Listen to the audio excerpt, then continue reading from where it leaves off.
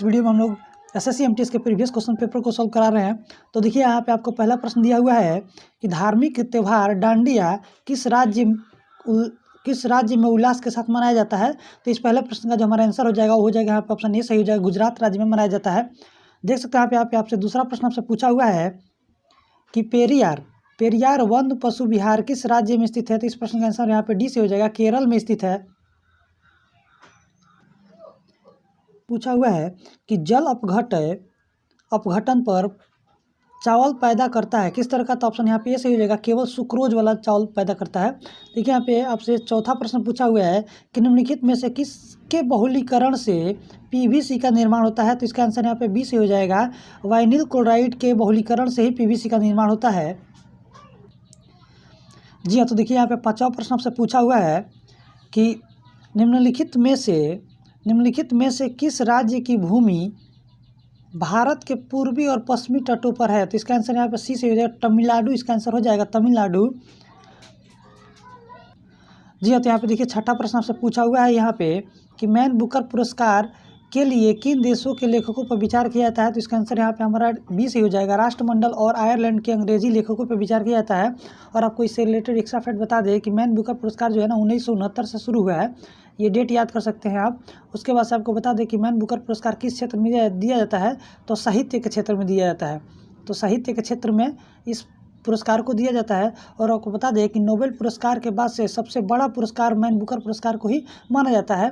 और इस पुरस्कार के तहत किसी भी जीते हुए व्यक्ति को 60,000 राशि दी जाती है। भारत की तरफ से पहले व्यक्ति जो हुए वो BS नयपाल हुए और उन्होंने 1971 में इस पुरस्कार को प्राप्त किया, जो कि उन्होंने एक पुस्तक लिखा हुआ था। उस पुस्तक का नाम था इन अ फ्री स्टेट।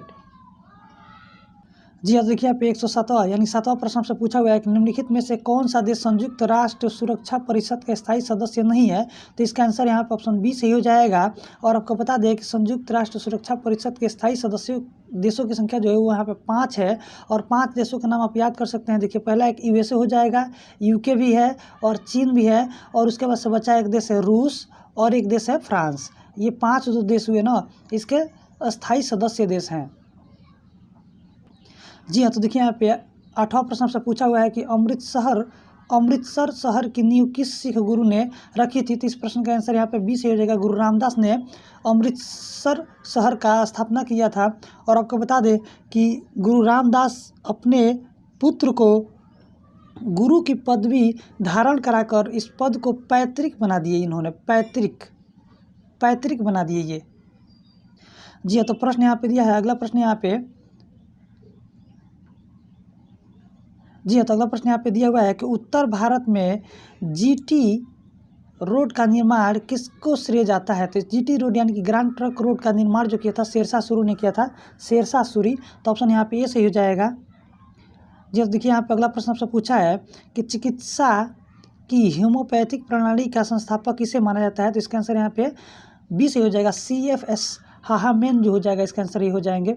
अगला प्रश्न देखिए आपसे पूछा हुआ है कि समुद्री शैवाल से निम्नलिखित में से किस तत्व को प्राप्त किया जाता है। तो यहाँ पर ऑप्शन हमारा बी से हो जाएगा, आयोडीन की प्राप्ति होती है।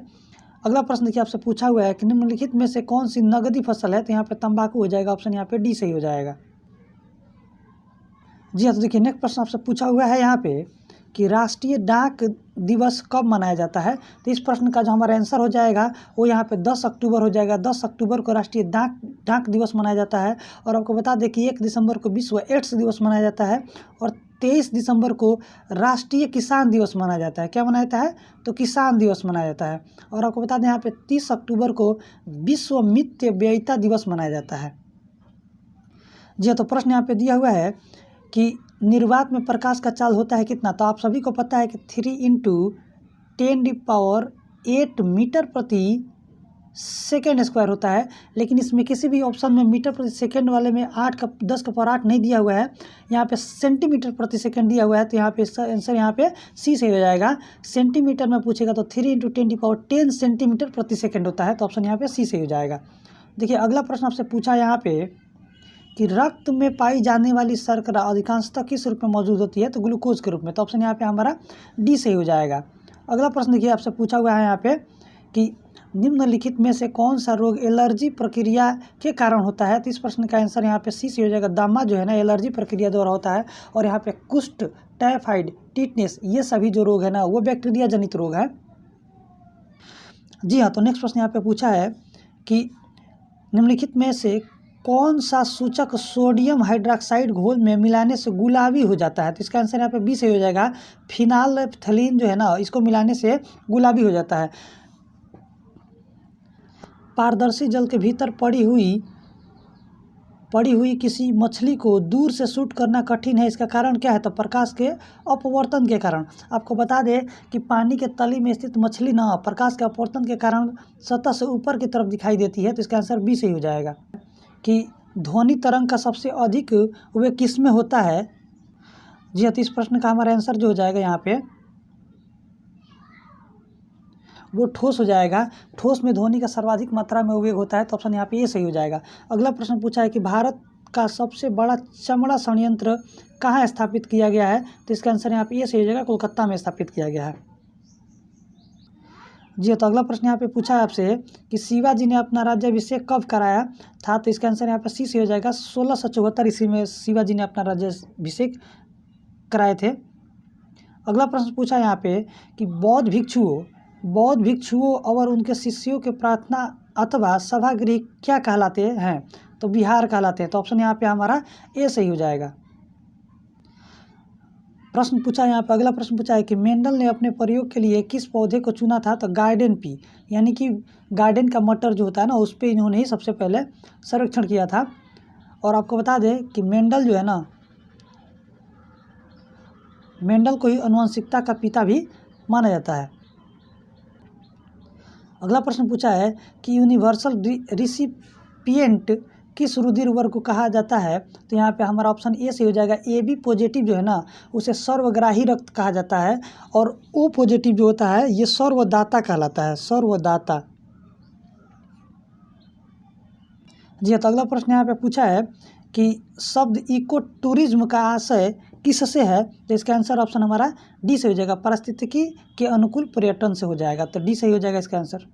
जी, तो अगला प्रश्न यहाँ पे पूछा है आपसे कि भारतीय राज्यों के विलय की नीति का अंत किस कानून द्वारा किया गया है? तो इस प्रश्न का आंसर यहाँ पे ए सही हो जाएगा। गवर्नमेंट ऑफ इंडियन एक्ट जो था 1858 के तहत भारतीय राज्यों के विलय की नीति को खत्म कर दिया गया। देखिए नेक्स्ट प्रश्न पूछा यहाँ पे आपसे कि पेशवाओं की महानता की नींव किसने रखी थी? तो इसका आंसर हो जाएगा हमारा बालाजी विश्वनाथ, यानी कि ऑप्शन यहाँ पे सी सही हो जाएगा। अगला प्रश्न पूछा है कि भारत में परमाणु शक्ति संयंत्र कहाँ स्थापित है? तो इसका आंसर हमारा यहाँ पे बी सही हो जाएगा। कलपक्कम जो कि तमिलनाडु राज्य में स्थित है। प्रश्न पूछा अगला यहाँ पे कि भारी वर्षा के कारण मेघालय में मकानों की छतें किस तरह की होती है? तो मेघालय में जो छत जो बनाई जाती है वो शंकु आकार की बनाई जाती है। तो ऑप्शन यहाँ पे हमारा ए सही हो जाएगा।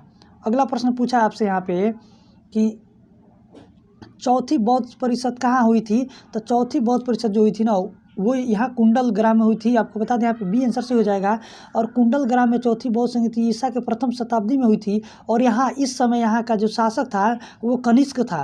कनिष्क के शासनकाल में यह हुआ था। और इस समय यहाँ का अध्यक्ष जो थे ना वो अश्वघोष जी थे या वसुमित्र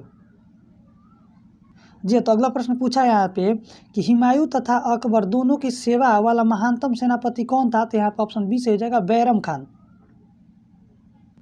प्रश्न आपसे पूछा है यहाँ पे कि निम्नलिखित में से किसको किसी कानूनी अदालत द्वारा लागू किया जा सकता है? तो यहाँ पे ऑप्शन हमारा ये बी से हो जाएगा मौलिक अधिकार। अगला प्रश्न है यहाँ पे कि कोई व्यक्ति संसद के किसी भी सदन का सदस्य हुए बिना केंद्र में कितनी अवधि तक मंत्री रह सकता है? तो इसका आंसर हमारे यहाँ पे बी से हो जाएगा 6 महीने तक। जी, तो अगला प्रश्न पूछा यहाँ पे कि संसद की लोक लेखा समिति के सदस्यों की कार्यकाल कितने वर्षों की होती है? तो इसका 1 वर्ष का होता है। तो ऑप्शन यहाँ पे डी सही हो जाएगा। देखिए नेक्स्ट प्रश्न है पूछा है यहाँ पे नेक्स्ट प्रश्न कि भारत के उच्चतम न्यायालय का मतलब कहाँ से कहाँ तक उसका क्षेत्राधिकार रहता है? तो इसका आंसर हो जाएगा केवल अपीलीय क्षेत्राधिकार, यानी कि ऑप्शन यहाँ पे बी सही हो जाएगा। आपसे कि भारत में मत देने का अधिकार किस आयु पर मिलता है, तो 18 वर्ष की आयु पर मिलता है। प्रश्न पूछा है कि संविधान का कौन सा अनुच्छेद मंत्रिपरिषद के गठन के बारे में आधारभूत निर्धारित करती है, तो इसका आंसर यहाँ पे हमारा सी से हो जाएगा। आर्टिकल 75 जो है ना, इसी में जानकारी मिलती है। अगला प्रश्न पूछा है कि निम्नलिखित में से कौन सा शहर राजधानी नहीं है, तो इस प्रश्न का आंसर यहाँ पे जेरूसलम हो जाएगा। जेरूसलम जो है ना, ये देश है, ये राजधानी नहीं है। अगला प्रश्न आपसे पूछा हुआ है कि विटामिन B6 का रासायनिक नाम क्या है, तो पायरिडॉक्सिन बोलते हैं इसको। ऑप्शन यहाँ पे सी सही हो जाएगा। और आपको बता दें कि टोकोफेरॉल जो है ना, विटामिन ई का रासायनिक नाम है। एस्कॉर्बिक जो है विटामिन सी का रासायनिक नाम है। राइबोफ्लेविन जो है ना, विटामिन B2 का नाम है। जी हाँ, तो प्रश्न यहाँ पे पूछा हुआ है संसार में सबसे बड़ा महाद्वीप कौन सा है, तो एशिया। यहाँ पे ऑप्शन हमारा सी से हो जाएगा। अगला प्रश्न पूछिए, संसार की शहरी जनसंख्या ग्रामीण जनसंख्या की अपेक्षा अधिक तेज़ी से बढ़ रही है, इसका मुख्य कारण क्या है, तो इसका आंसर यहाँ पे हो जाएगा गाँवों से नगरों की ओर प्रवास करना। गाँवों से लोग जो है ना शहर की तरफ जा रहे हैं, इसलिए वहाँ पे जनसंख्या बढ़ रही है। अगला प्रश्न पूछा है यहाँ पे कि अधिकेंद्र शब्द किससे संबंधित है, तो इसका आंसर यहाँ पे ऑप्शन ए से हो जाएगा, भूकंप से संबंधित है अधिकेंद्र शब्द।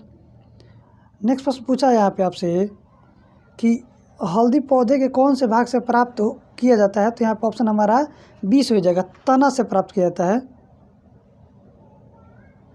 अगला प्रश्न पूछा है यहाँ पे आपसे कि निम्नलिखित में से कौन सा पदार्थ मानव शरीर में सबसे अधिक कठोर होता है, तो इसका आंसर यहाँ पे दंत वलक इनेमल जो होता है ना, ये सबसे कठोर पदार्थ होता है, तो ऑप्शन यहाँ पे बी सही हो जाएगा।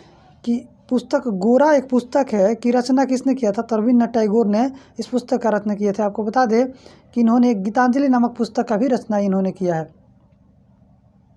जी हाँ, तो देखिए यहाँ पे 147वां प्रश्न पूछा है आपसे कि निम्नलिखित में से वह रुधिर वाहिका कौन सी है जो जिगर को ऑक्सीजन जनित रुधिर ले जाती है, तो ऑप्शन यहाँ पे ये सही होगा, हृदय धमनियाँ होती हैं, तो ऑप्शन ये सही हो जाएगा।